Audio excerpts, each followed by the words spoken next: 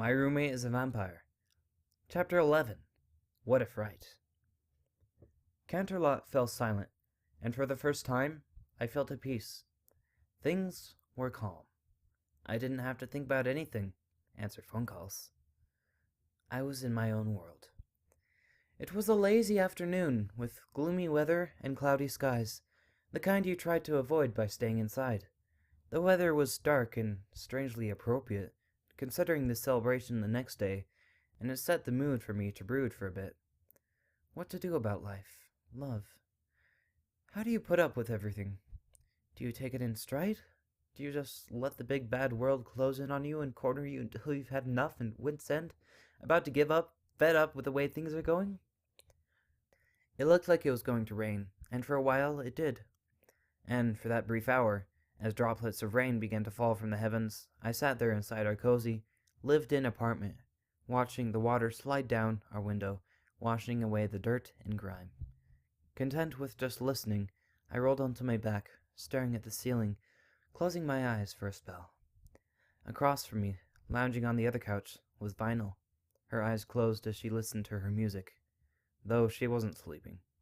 She, too, was also brooding, thinking about things. For once.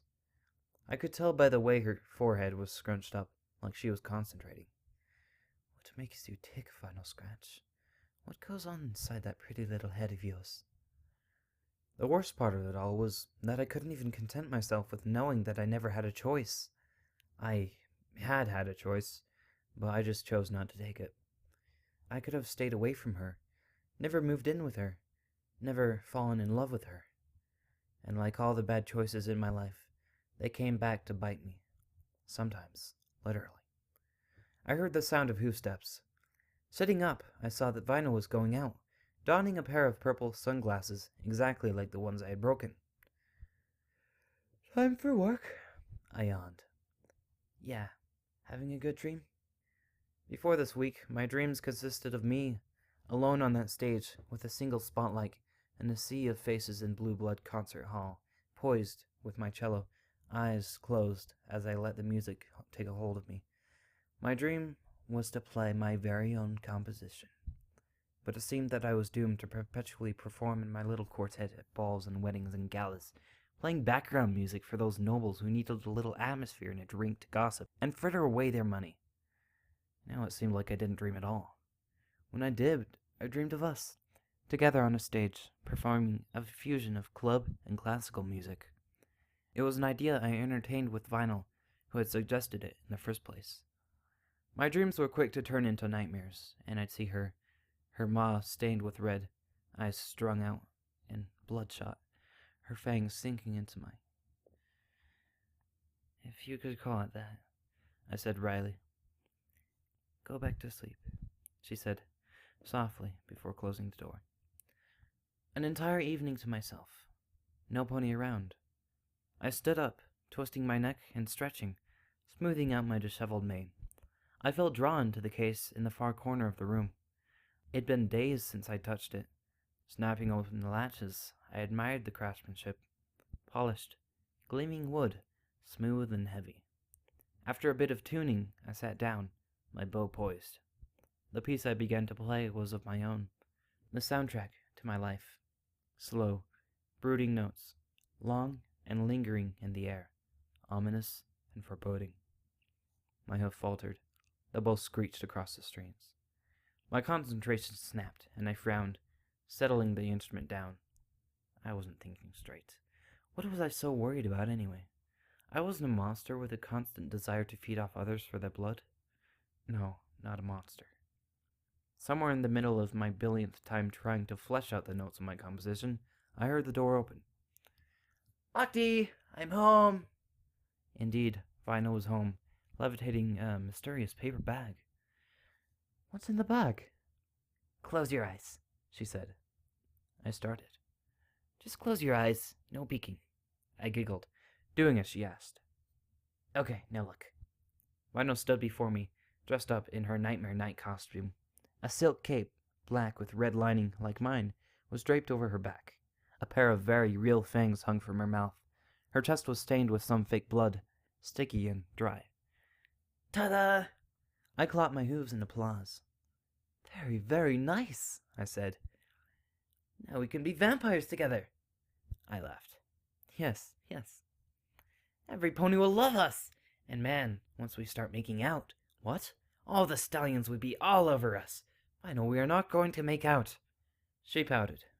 Everybody loves lesbian vampires. I yawned. What time is it? 1 in the morning?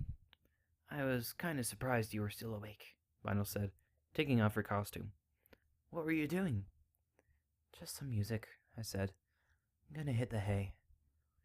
After a long, hot shower, Vinyl came out of the bathroom, sweaty and warm. Her mane was damp and coat silky. She toweled herself off, slipping underneath the covers and sliding up next to me.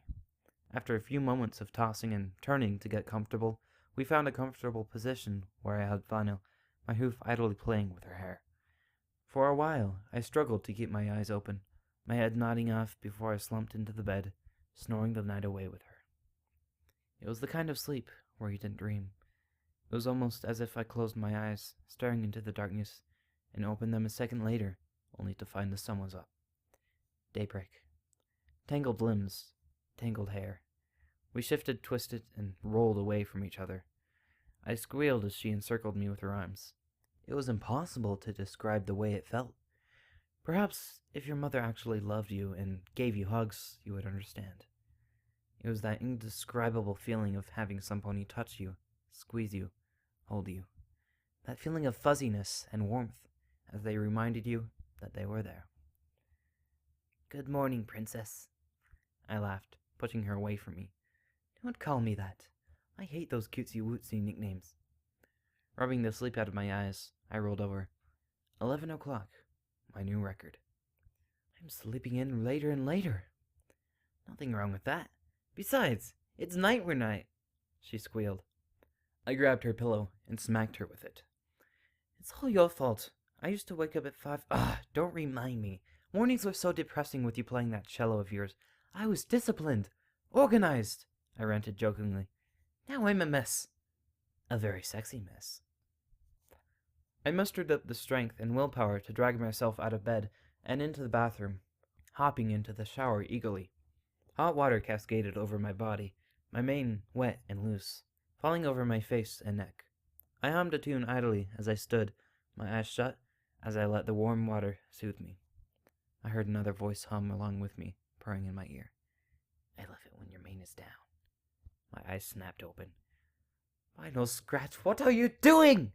I screeched, glaring at the mare standing in the bathtub next to me. What? We can't shower together? I sputtered. What? No! No, no! I began to shoo her away. Out! Out! Aw, you're no fun. Out! Vinyl held an ice pack to her head woozily. You sure know how to buckcock, T. I stuck my tongue out at her. You deserve it. She rolled her eyes, clearly faking her injury. We're leaving in a bit. Where are we going? Ponyville. You know how Canterlot is, Octi. Half the ponies around here are too cheap to hand out treats. I sighed. If we must. It'll be fun. Now, come on. Go get dressed. We were quite the sight as we left our apartments. 2 ghastly-looking vampires drenched in blood with sunken eyes and canines. We received all kinds of attention as we made our way to the train station. Some gazed upon us with scorn and some with amusement. Vinyl made faces at the ponies passing by, who would have never guessed that her fangs were real. The sun was slowly dimming as it made its descent into the horizon.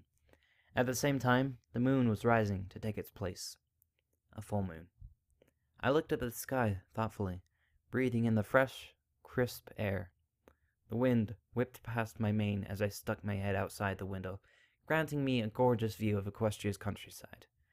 Rolling hills of green grass dotted the flowers in bloom, and there was whitetail wood of orange and yellow trees, some of the branches starting to lose their leaves as the season approached winter.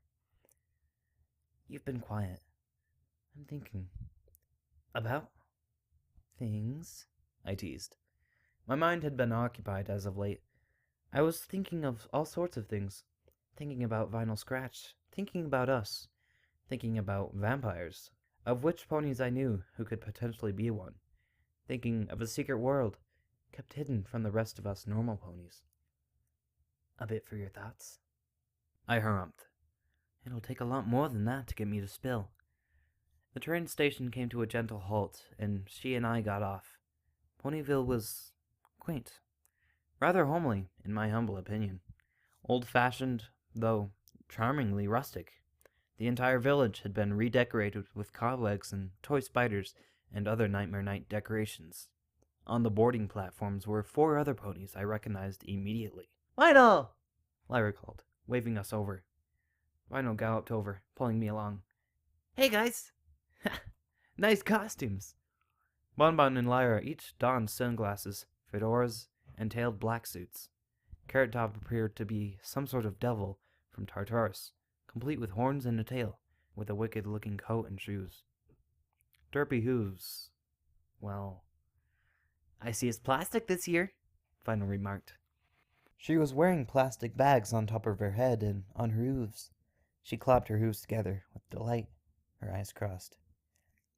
Yay! We're on a mission from Celestia, Bonbon intoned. 106 miles to Manhattan. We got a full tank of gas, half a pack of cigarettes, it's dark, and we're wearing sunglasses, Lyra chimed in. I stared. I don't get it. Vinyl slapped her forehead. Lyra pulled off her shades, her eyes half lit and suggestive. So, are you two, together? I gave Vinyl a peck on the cheek, smiling as I saw Lyra squeal. We made our way to town square, laughing and conversing as Lyra began asking if Vinyl was a good kisser. Ponies around us gasped as they saw GJ Pony, murmuring amongst themselves. Sup, AJ? Applejack, the element of honesty? She was dressed up as a scarecrow. Well, howdy there, Vinyl Scratch. Don't tell me you've moved back. She gasped in horror. Don't let it have a fit. Vinyl snickered. Man, she hated it when I blasted my tunes. At the crack of dawn, Applejack added. Here's your friend. Octavia, I said smoothly. Pleased to meet you, Miss Applejack. Applejack gave me a funny look. Ah, shoot. Don't call me miss. It makes me feel old. You're hanging around Vinyl now? I nodded, glancing down at the tub of water. And what is this? Don't tell me you've never bought for apples before, Octy.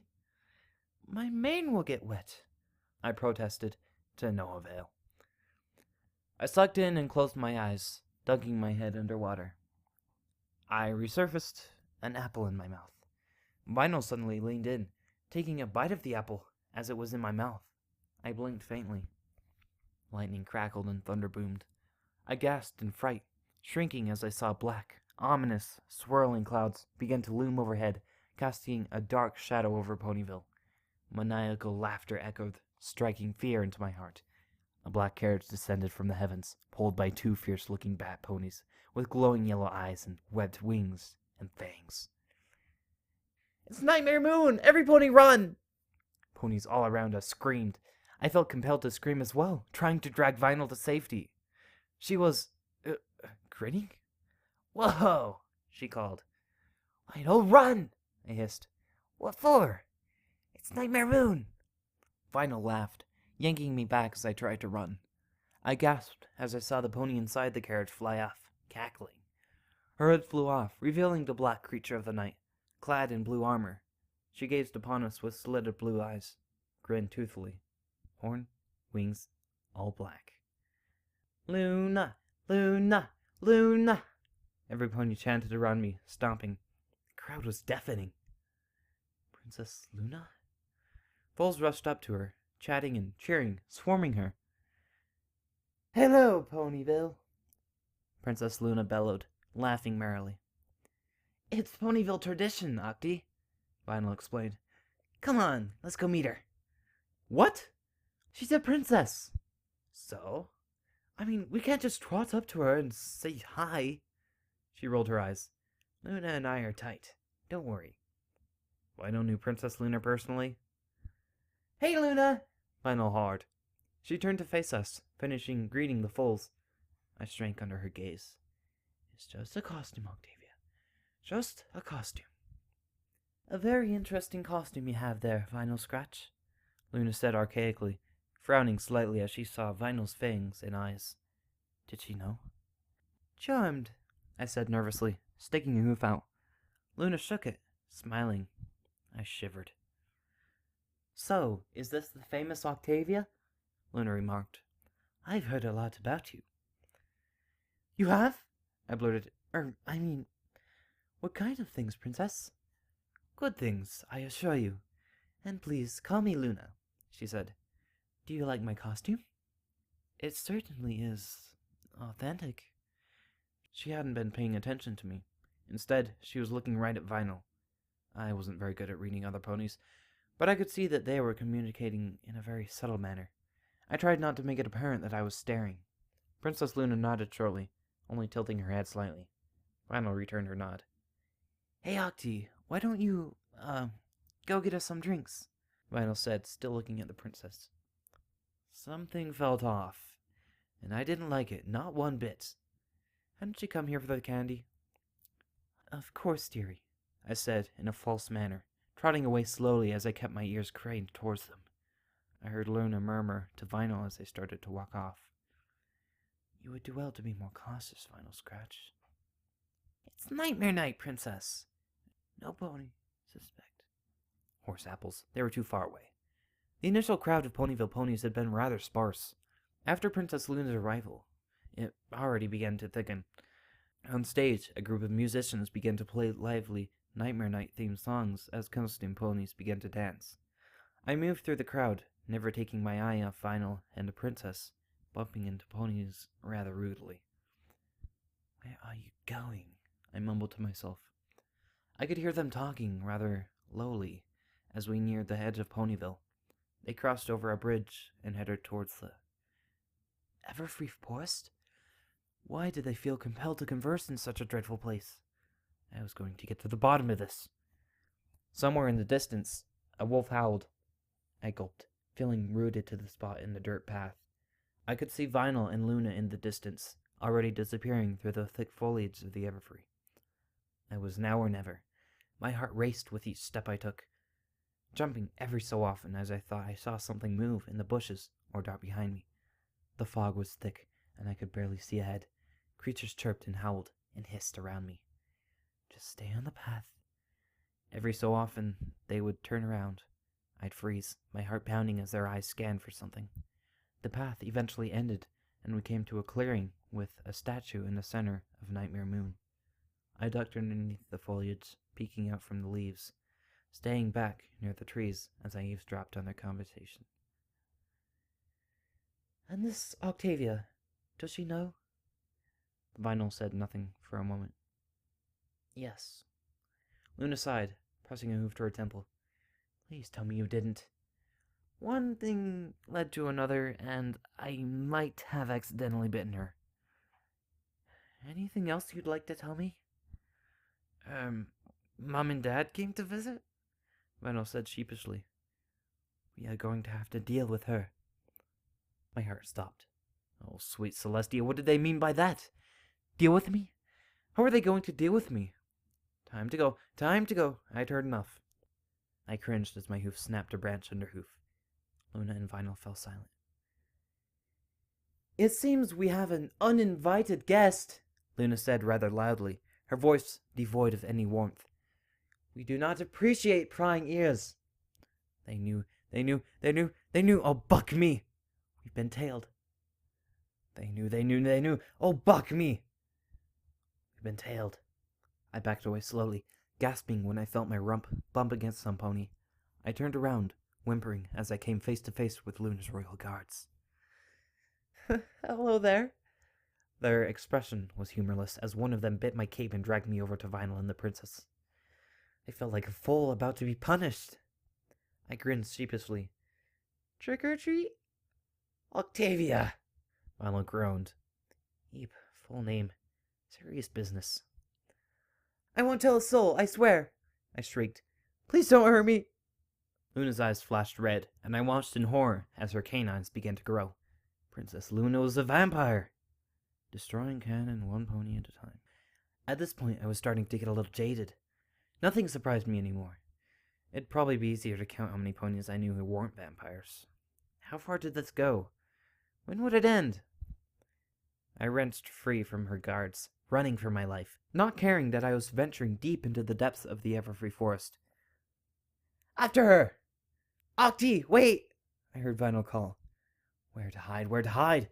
Nothing but leaves and trees! A cave! It's a cave, Octavia. Are you insane? Too freaked out to care. Into the cave we go! I always wanted to go spelunking. I darted in, scrambling and laying low as I listened, holding my breath, trying to still the pounding in my heart. Something snarled behind me. That dawning moment of apprehension hit me like a buck in the face as my eyes widened in terror. I seemed to have stumbled into the den of a wolf. Wonderful. Just wonderful. Nice doggy, I whimpered. I scrambled back, never taking my eyes off the creature staring back at me. It barked and growled, and in the blink of an eye, it lunged at me.